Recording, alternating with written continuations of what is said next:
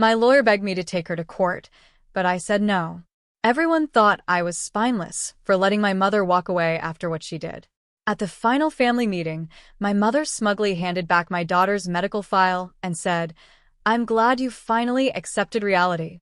She smiled, until my attorney cleared his throat and handed her a single legal notice. Her face drained of all color when she read the top line. Before I tell you how her hands started shaking, please pause for a second. Make sure to follow my story until the end, and comment the city you're watching from so I can see how far my story has reached. The day my 3-year-old daughter went in for emergency open-heart surgery, I thought my family would stand by me. I was wrong. The betrayal began with a single text message. "My name is Claire, I'm 32 years old, and I spend the most terrifying 8 hours of my life sitting in a cold hospital waiting room. My 3-year-old daughter, Lily, was undergoing emergency open-heart surgery to fix a congenital defect we had only discovered days earlier. When the surgeon finally walked out and told me she made it through, the relief was so overwhelming I could barely breathe. In the recovery room, looking at my tiny baby girl hooked up to monitors but stable, I snapped a quick photo. She was fighting so hard, and as a single mother, all I wanted was my own mom's comfort. I texted the photo to my mother, Evelyn, writing, "She made it through surgery. Please pray for her recovery." I waited, expecting a mother's warm words. Instead, 3 minutes later, my phone buzzed with her reply. "Stop making her our problem. You chose to have her, now deal with it." That cold text was the exact moment something inside me shattered. I stared at my phone screen, reading those cruel words over and over until they blurred together. Deep down, I shouldn't have been surprised. My mother, Evelyn, had spent my entire life showing me exactly where I stood in her hierarchy. To her, I was always the reliable, quiet daughter expected to take care of myself, while my younger brother, Julian, was her precious golden child. Julian was 28, completely irresponsible, and somehow always managed to have his constant debts and lavish lifestyle fully funded by our mother. Whenever Julian needed money or a second chance, Evelyn would bend over backward to fix his mistakes. But when I faced genuine hardship, I was treated like an unwelcome burden. 5 years ago, Evelyn had convinced me to start putting a chunk of my hard-earned savings into what she called a family emergency trust. She insisted it was a smart safety net to protect all of our futures, managed solely under her name for convenience. Every single month, I faithfully transferred money into that account, trusting that my mother genuinely cared about building a secure foundation for our family's future. Sitting in the dimly lit ICU beside Lily's bed, listening to the rhythmic beep of her heart monitor, the reality of my situation set in. The surgery had saved my daughter's life, but the specialized post-operative care and out-of-network specialist fees were piling up rapidly. I needed financial support to cover what insurance refused to touch. That was when I remembered the family emergency trust. Over the past 5 years, I had faithfully deposited $40,000 of my own hard-earned money into that account, taking comfort in the thought that my sacrifices would now protect my daughter. With a trembling hand, I called the bank to request an emergency withdrawal. But the representative on the line paused, her tone turning hesitant. "Mrs. Miller," she said carefully, "your name is no longer listed as an authorized beneficiary on this account." I felt the room spin.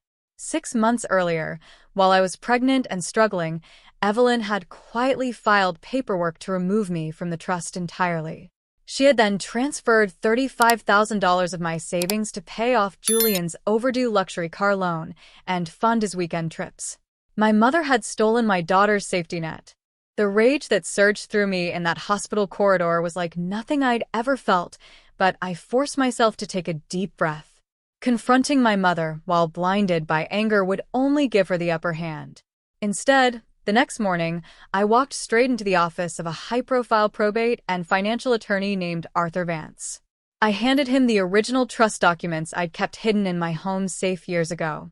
As Mr. Vance reviewed the yellowing pages, a slow, calculated smile spread across his face. "Your mother made a catastrophic mistake," he said, turning the document toward me. The original agreement Evelyn had drafted contained a strict, legally binding clause. Any unauthorized removal of a co-contributor without full written consent constituted immediate fraud, triggering an automatic forensic audit of all linked assets. Furthermore, it forced the instant repayment of every dollar deposited, plus a steep 12% annual interest penalty.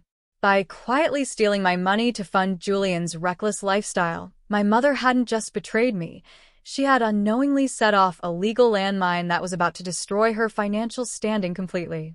3 days later, my mother summoned me to her grand living room for what she called a family meeting, fully expecting me to arrive tearful and begging for help. When I walked in, Julian was lounging on the sofa, casually sipping expensive wine while bragging about a new tech startup he was launching. Evelyn sat in her wingback chair like a queen, looking down her nose at me. "I hope you've come to your senses, Claire," she said coolly, setting down her cup. "We don't need your tragic drama bringing down the family atmosphere."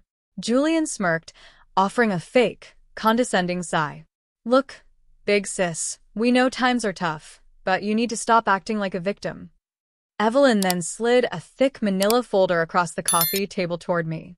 "Sign these papers. They release any legal claim you think you have to family assets. Julian needs a clean financial record to secure a massive business loan, and your endless medical complaints are becoming a liability." She actually smiled, believing she held all the power, completely oblivious to the fact that I wasn't there to beg. I was there to execute a trap.